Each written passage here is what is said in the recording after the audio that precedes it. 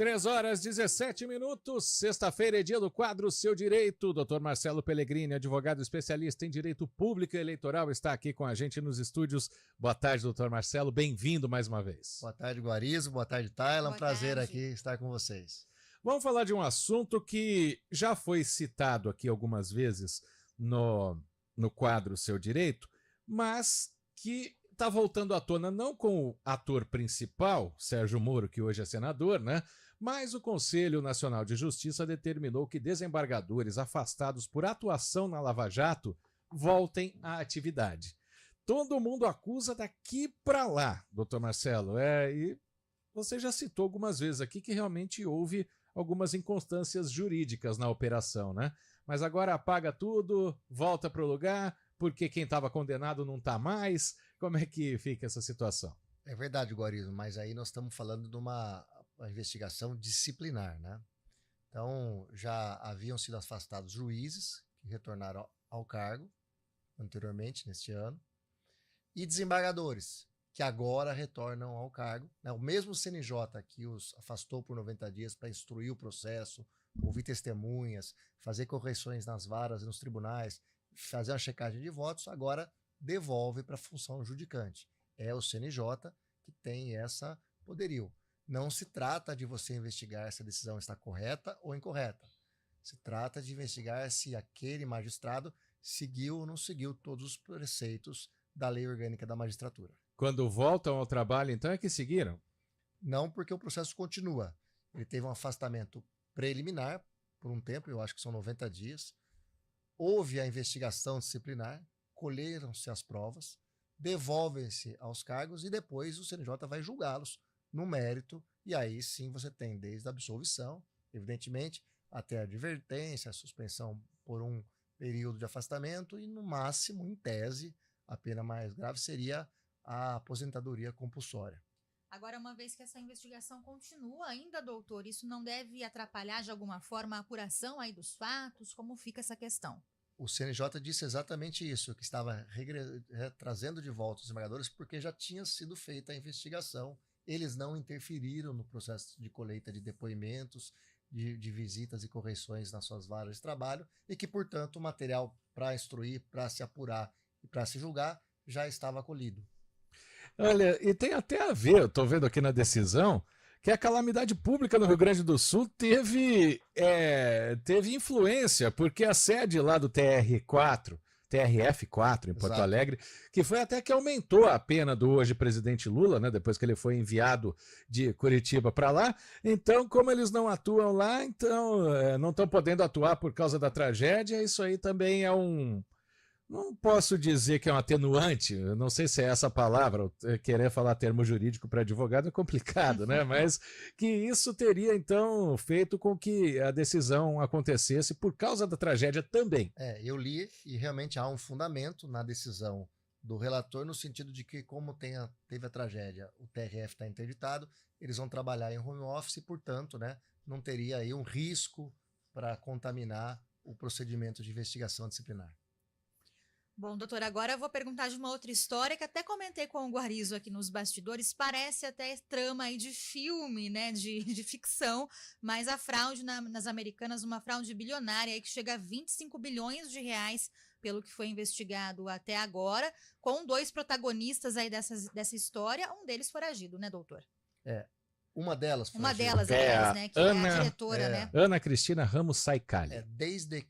Desde o dia que foi exposta a existência dessa fraude contábil, começaram-se inúmeras investigações, comissões parlamentares, né? Você tem lá um órgão da CVM que é responsável por fazer isso, você tem os auditores independentes, você teve a contaminação dos balanços por outros auditores independentes, e aí você tentou buscar se existia mesmo alguma coisa, foi em uma engrenagem que gerou esse rombo, ou se não, se foi uma má gestão, enfim, né, sem o interesse. E neste momento, né, e aqui não posso antecipar nenhum juízo de valor, o Ministério Público Federal entrou com uma ação, a Justiça Federal acolheu os pedidos liminares, determinou a busca e apreensão de inúmeros réus, né, não só desses 2, e em 2 especificamente, determinou também a prisão.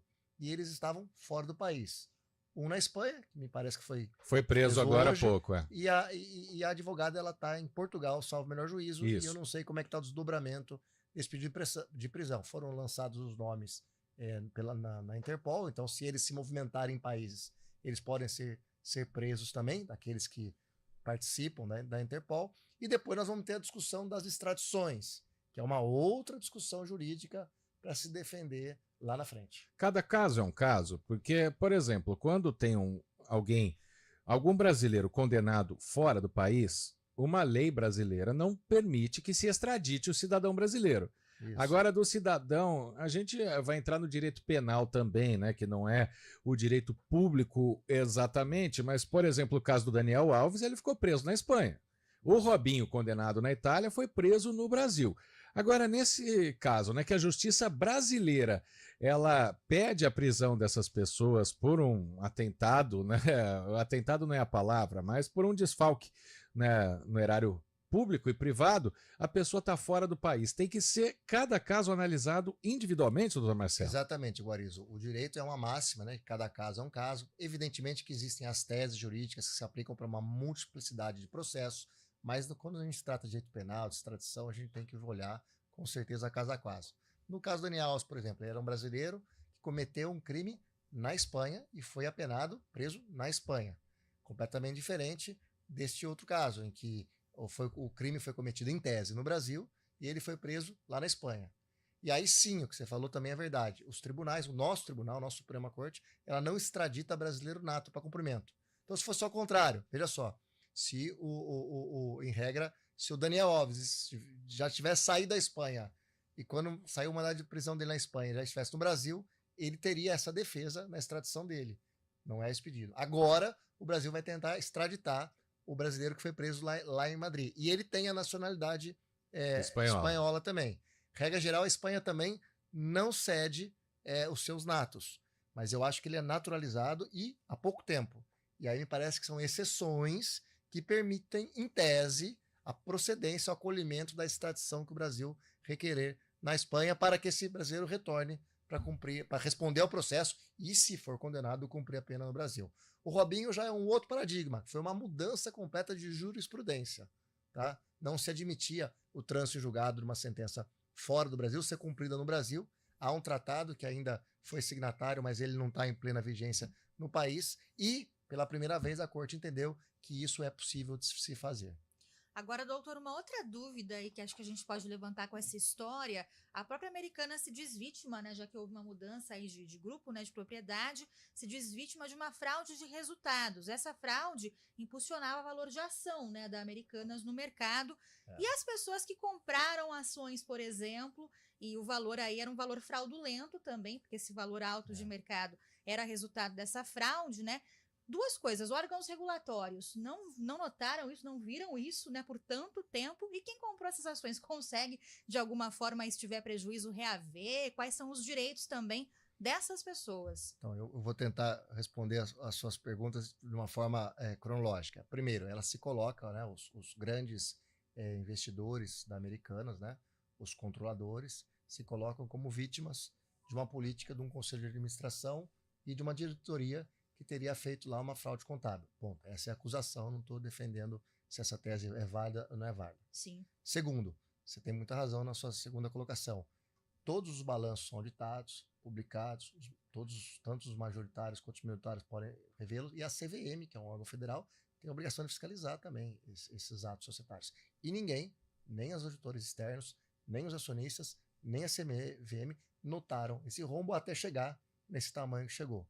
Que levou um tempo, né? Não foi do dia para a noite, não, né? Para chegar nos 25 bilhões, não.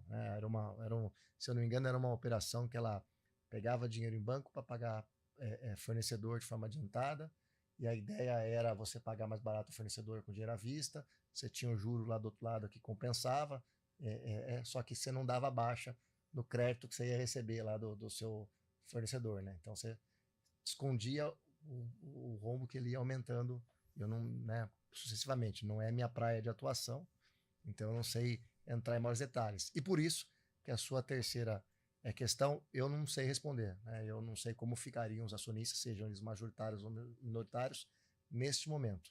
Eu acho que só depois de um desfecho de um processo que realmente fixar que houve ou não houve fraude e de quem que podem aí haver as discussões, tanto da companhia para os diretores, quanto de minoritários para contra a companhia, que é muito comum nos Estados Unidos. Vire o caso da Petrobras, que os minoritários foram à Corte de Nova York em razão da Lava Jato, né, do prejuízo que tiveram as ações da companhia pelas fraudes e as corrupções da Lava Jato, e aí a Petrobras fez um acordo lá bilionário e indenizou esses minoritários em Nova York.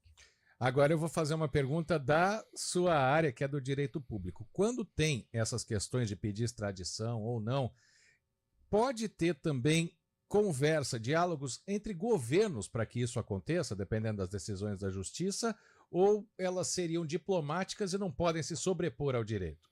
As conversas entre nações, elas sempre existem, né? Ela é um princípio do direito internacional. Todas as nações são atores do direito internacional, mas é uma decisão que fica muito mais restrita ao âmbito da Suprema Corte de cada país, do judiciário de cada país e de como ela interpreta a extradição, tratados internacionais e os direitos dos seus co-cidadãos. Bom, agora a gente vai encerrar o quadro hoje com uma notícia triste. Porque o quadro Seu Direito com o Dr. Marcelo Pellegrini está chegando ao fim. Né? Foram aí 1 ano e meio, Dr. Marcelo? Foram primeiro 3 meses, entre abril e junho de 2023. Depois nós fixamos aí uma morada de 1 ano juntos. E nessas 52 semanas, que é o do último ano, eu tive até a alegria lá, a pessoa que faz a minha parte de relação com a imprensa me mandou um pendrive. Foram com o programa de hoje 45 programas juntos, Marisa. Olha, que legal. Infelizmente, né, o Dr. Marcelo, por questões profissionais, não vai poder estar com a gente nas próximas semanas, mas eu quero agradecer muito, viu, esse ano de parceria aí, de muita explicação para os nossos ouvintes, muita informação junto, né? Porque a gente desde o começo, vai lembrar ainda no estúdio antigo da CBN, eu falava atenção torcidas organizadas de políticos, a gente vai falar de lei aqui, não vai falar de um lado ou de outro. Então eu quero agradecer muito a participação aqui com a gente, doutor Marcelo. Quem sabe em breve, quando a agenda permitir, a gente volte.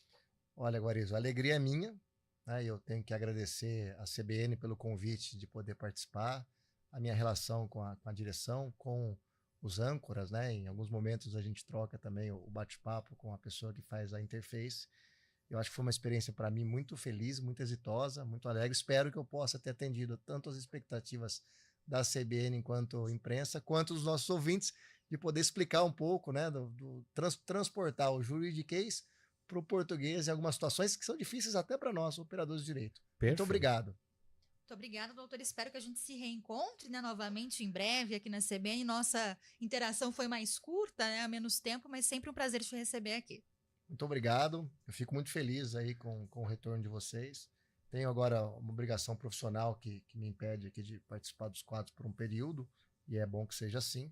E fica aí, não um adeus, mas um até breve a vocês, aos ouvintes. E muito obrigado aí pela paciência com esse aprendiz da rádio nesse último ano. Que isso, foi bem demais. Um abraço. Vamos ao Repórter CBN.